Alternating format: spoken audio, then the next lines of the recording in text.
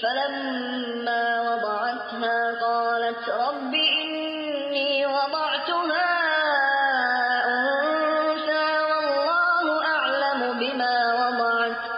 قالت رب إني وضعتها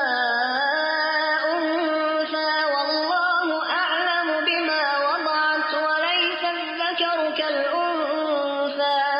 وإني سميتها مريم وإني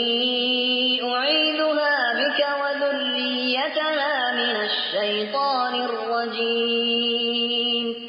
فتقبلها ربها بقبول حسن وأنبتها نباتا حسنا وكفلها